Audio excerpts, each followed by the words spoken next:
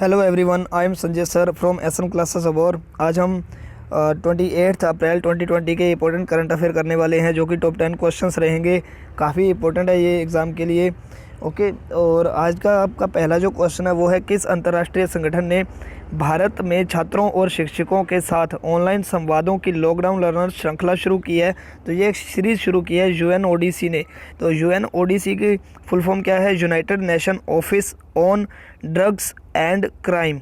Okay, तो ये full form आप नोट कर लेना। इसका हेडक्वार्टर है वियना। वियना ऑस्ट्रिया की राजधानी है, और ओपेक का हेडक्वार्टर भी वियना में ही है।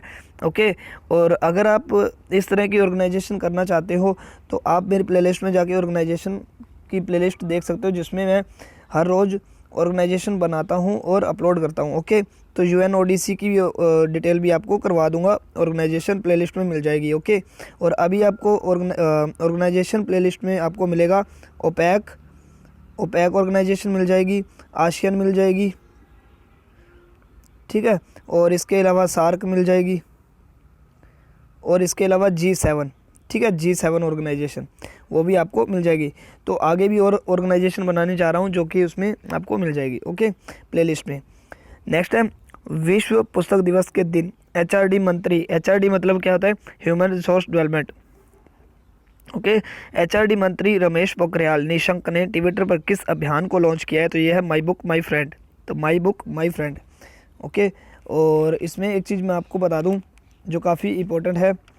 जो केंद्रीय मानव संसाधन विकास मंत्रालय है, इसने ई लर्निंग सामग्री योगदान के लिए नई दिल्ली में एक कार्यक्रम शुरू किया था, जिसका नाम था विद्यादान 2.0।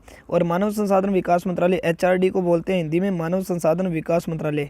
इसके और भी काफ़ी पोर्टल हैं, जैसे शगुन पोर्टल, कर्तव्य पोर्टल में निबंध लेखन प्रतियोगिता होती है, और स्वयं पोर्टल, इसमें वीडियो लेक्चर मिलते हैं। समाधान कैंपेन, ये कोरोना से संबंधित है, और युक्ति पोर्टल और भारत पढ़े ऑनलाइन आदि, ठीक है। और हमारे HRD मंत्री कौन है? रमेश पोखरियाल निशंक।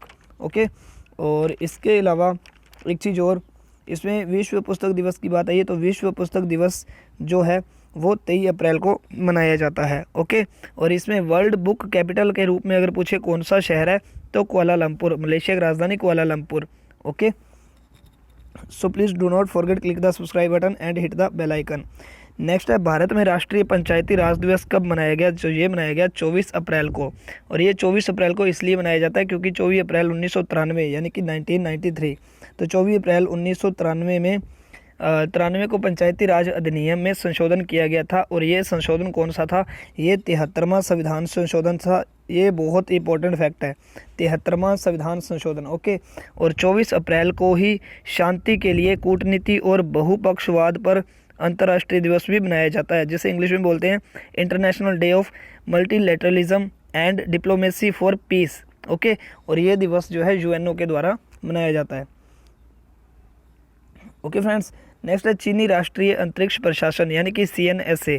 तो CNSA ने अपने पहले मंगल एक्सप्लोरेशन मिशन को क्या नाम दिया है? तो ये है तियानवेन 1। और एक चीज़ बता दूं, चीनी राष्ट्रीय अंतरिक्ष प्रशासन को शॉर्ट में बोलते हैं CNSA, यानी कि ये चाइना की स्पेस एजेंसी है, और जापान की स्पेस एजेंसी का नाम है CNES। तो इसमें कन्फ्यूज़न नहीं होनी चाहिए, आपको पता होना चाहिए, ठीक है। और चीन जो है, इसने किस रॉकेट का इस्तेमाल किया है? लॉन्ग मार्च रॉकेट, ठीक है।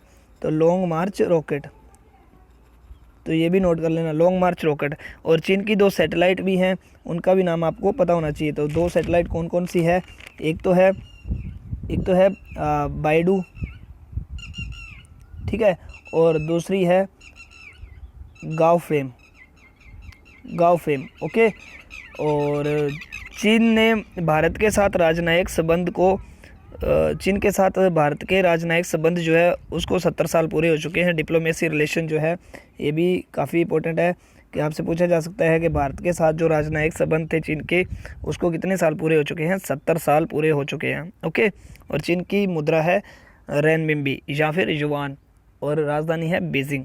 ओके, और चीन पॉपुलेशन अकॉर्डिंग सबसे बड़ा देश है पूरे विश्व का। ओके, और ये है तियानवेन 1, जो कि एक फर्स्ट मार्स मिशन है इनका, चीन का। नेक्स्ट है, किस राज्य सरकार ने 23 अप्रैल को खोंगजोम दिवस मनाया? तो ये है मणिपुर। मणिपुर की राजधानी इम्फाल। ये दिवस किस लिए मनाया जाता है? इसलिए मनाया जाता है क्योंकि अंग्रेज़ों और मणिपुर के लोगों के बीच में 1891 में, यानी कि 1891, तो 1891 में युद्ध हुआ था। और ये युद्ध किस ज़िले में हुआ था? थाउबाल ज़िले में। ठीक है, ये युद्ध हुआ था थाउबाल ज़िले में।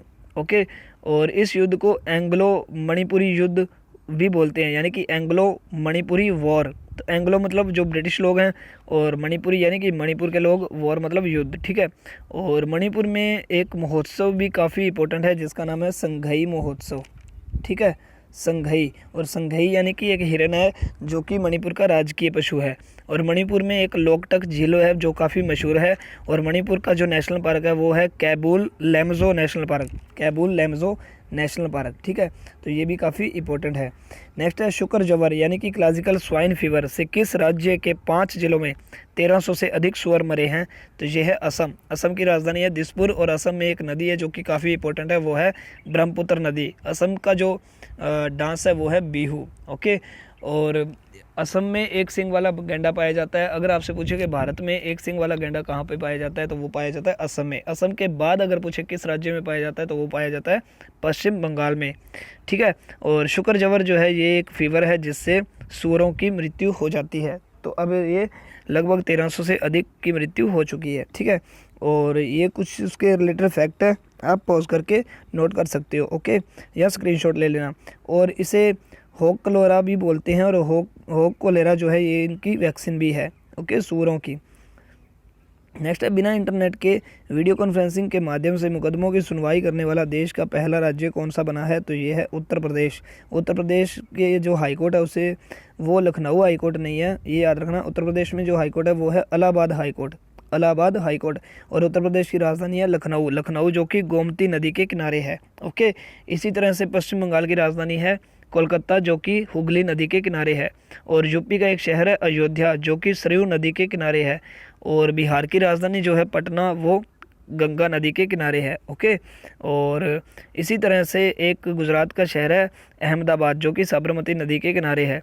और दिल्ली और आगरा दोनों ही यमुना नदी के किनारे है। ये नदियों के किनारे जो शहर है जो काफ़ी इम्पोर्टेंट है। ओके, ये भी नोट कर लेना।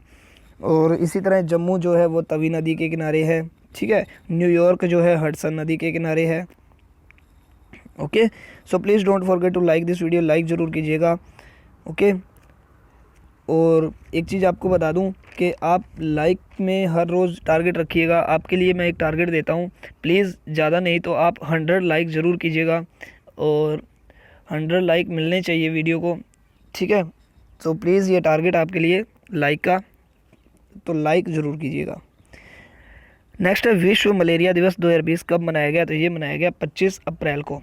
और एक चीज़ बता दूं कि अगर आपसे पूछा जाए कि भारत में सबसे ज़्यादा मलेरिया कहाँ पे पाया जाता है, तो ये उड़ीसा में। तो उड़ीसा में सबसे ज़्यादा मलेरिया होता है, लगभग 25% होता है जो मलेरिया होता है उड़ीसा में। ठीक है, और पूरे भारत का 25% मलेरिया उड़ीसा में मिलता है। ठीक है, और मलेरिया एक परजीवी से फैलता है, परजीवी जिसे प्लाज्मोडियम बोला जाता है। ओके, और प्लाज्मोडियम को कौन सा मच्छर लेकर उड़ता है?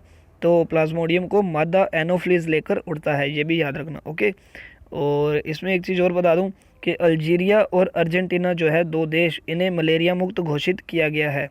ओके, और भारत का लक्ष्य है कि हम भी 2030 तक मलेरिया मुक्त हो जाएंगे। ओके, और जो मलेरिया दिवस है इसकी थीम क्या है, ये भी काफ़ी इंपॉर्टेंट है। तो थीम है zero malaria starts with me. Zero malaria starts with me. Okay, ये इनकी थीम है, ये ध्यान रखना। और 25 अप्रैल को ही एक और दिवस मनाया जाता है, अंतर्राष्ट्रीय प्रतिनिधि दिवस। अंतर्राष्ट्रीय प्रतिनिधि दिवस यानी कि इंटरनेशनल डेलीगेट्स डे। ठीक है, इंटरनेशनल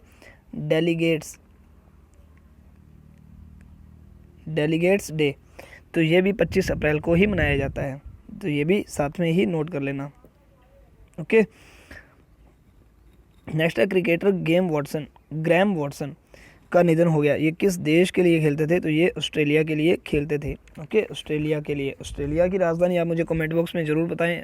तो आज का आपके लिए क्वेश्चन है, ऑस्ट्रेलिया की राजधानी क्या है? ओके, तो ये है ग्रैम वॉटसन, जो अब उनका निधन हो गया है 75 ईयर्स ओल्ड। नेक्स्ट है और लास्ट है, विश्व टीकाकरण सप्ताह कब से कब तक मनाया गया? ये 24 से 30 अप्रैल तक मनाया गया, यानी कि इसे इंग्लिश में बोलते हैं world immunisation day. Sorry, day नहीं, week. Okay, world immunisation week.